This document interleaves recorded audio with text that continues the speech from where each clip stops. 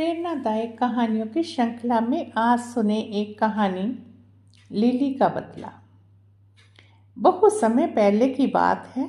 China के किसी गांव में लिली नाम की एक लड़की रहती थी।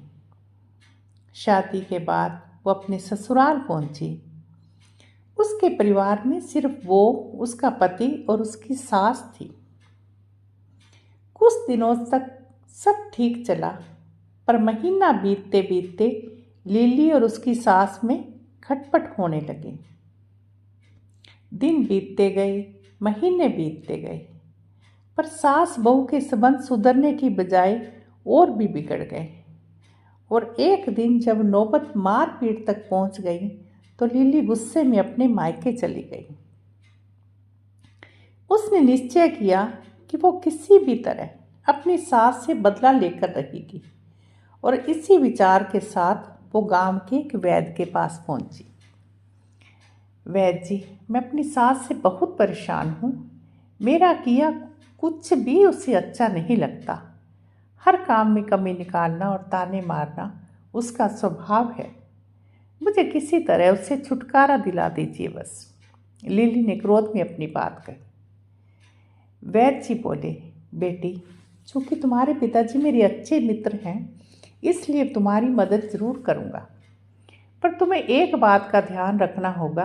मैं जैसा कहूँ ठीक वैसा ही करना, वरना मुसीबत में फंस जाओगी। मैं बिल्कुल वैसा ही करूँगी, लिली बोली।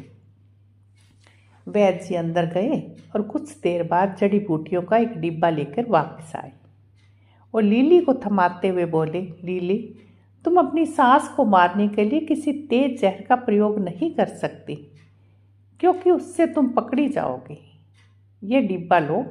इसके अंदर कुछ दुर्बल जड़ी बूटियां हैं जो धीरे धीरे इंसान के अंदर जहर पैदा कर देती है और 7-8 महीने में उसकी मौत हो जाती है।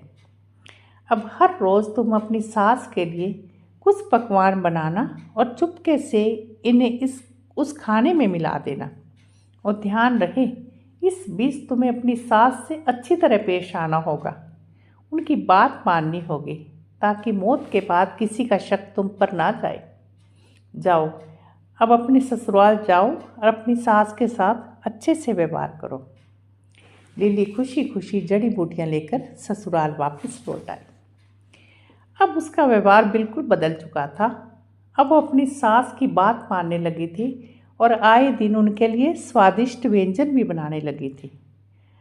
और जब भी कभी उसे गुस्सा आता तो वैद्य जी की बात ध्यान में रखकर अपने गुस्से पर काबू कर लेती। 6 महीने बीतते बीतते घर का माहौल बिल्कुल बदल चुका था।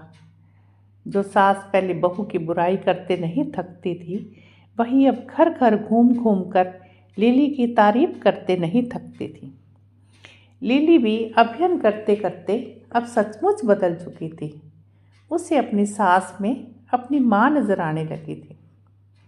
लिली को अब अपनी सास की मौत का भय सताने लगा और एक दिन वो किसी बहाने से मायके के लिए निकली और सीधे वैद्य जी के पास पहुंची। वैद्य जी, कृपया मेरी मदद करिए।